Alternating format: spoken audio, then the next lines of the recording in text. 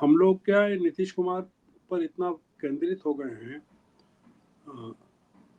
कि जिन लोगों के पास फ्यूचर है राजनीति का, उन पर बात नहीं करते हैं, और जिनके कैरियर खत्म हो गए हैं उन पर बात करते हैं।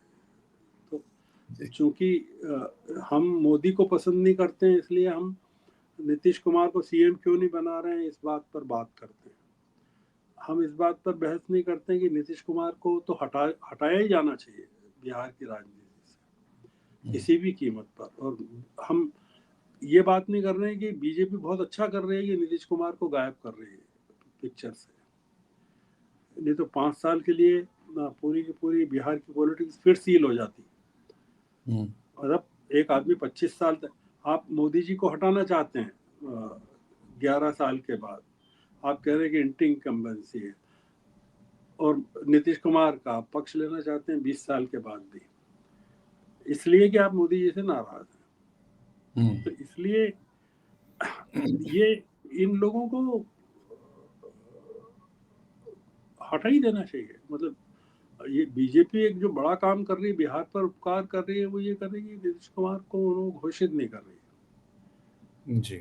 तो वो अगर किसी बड़ी कीमत देने को भी तैयार है उसके लिए, हालांकि उसमें एक ये निहित है कि वो अपनी जीत के प्रति कॉन्फिडेंट है, चाहे वो भ्रष्टाचार के जरिए हो या जेडीयू को समाप्त कर दिया है उसके जरिए हो, कि जेडीयू की कमान अब नीतीश कुमार के हाथ में है ही नहीं। नीतीश कुमार फिजिकली भी और मेंटली भी थोड़े एब्सेंट हो गए हैं, इसलिए भी बीजेपी अफोर्ड नहीं कर पाई।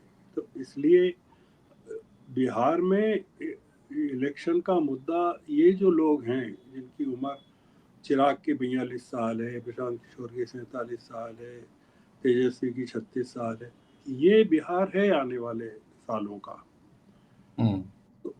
तो इसलिए ये अगर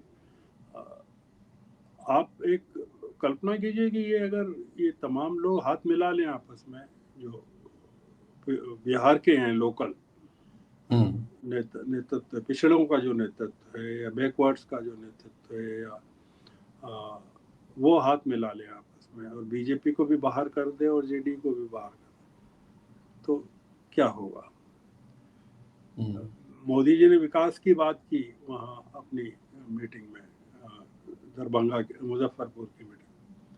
तो विकास तो भैया आप 20 साल से तो आप ही हैं सत्ता में, बिहार में 20 साल से हैं, और 2 साल 2022 से 24 तक तेजस्वी रहा। तेजस्वी ने जबरदस्त काम किया, इतना रोजगार दिए, इतनी चीजें की। 2 साल में जितना काम हुआ तेजस्वी के डिप्टी चीफ मिनिस्टर रहते उतना तो 18 सालों में नहीं हुआ बिहार में। बिहार के लोग ये चीज देखेंगे कि नहीं देखेंगे? वो बिहार के लोग प्रॉमिस को नकार कैसे सकते हैं?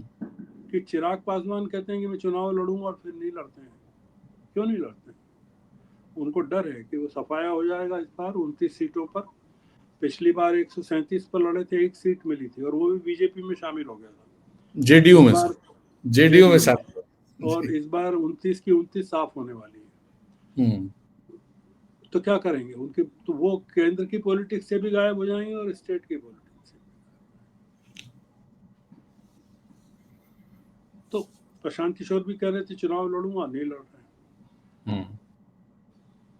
वो कह रहे थे 243 पर हम खड़े करेंगे, वो नहीं खड़े हो रहे। ये चुनाव बहुत कई लिहाज से बिहार के लिए आने वाले सालों के लिए, बिहार की पॉलिटिक्स के लिए और विपक्ष की पॉलिटिक्स के लिए, ऑल इंडिया पॉलिटिक्स के लिए, खासकर नीतीश कुमार के गायब हो जाने के बाद सीन से, इंडिया ब्लॉक से, बहुत इम्पोर्टेंट हो गया पूरा का पूरा इलेक्शन। इसलिए मुझे लगता है कि आने वाले दिनों में डिस्कशन नीतीश कुमार पर नहीं होना चाहिए कि वो चीफ मिनिस्टर होंगे कि नहीं होंगे, क्यों नहीं कर रहे हैं। मैंने यार अपने क्या करना नीतीश कुमार का। हमारी रुचि तो नीतीश कुमार को हटाने में होनी चाहिए, पूरे के पूरे देश की। हो गया 20 साल, जाओ यार, काम करो। जो भी आए उसको आने दो। हाँ, आप क्यों मना रहना चाहते हो? जी। तो मोदी जी भी कब तक झेलेंगे आपको? ऐसा है ना। हम्म। तो इसलिए आप धोखा देने में माहिर हैं, सबको धोखा देते हैं। तेजस्वी को दिया, राहुल को दिया, बीजेपी को दिया, तो हो गया, आपका खेल खत्म। पैसा आ जाओ।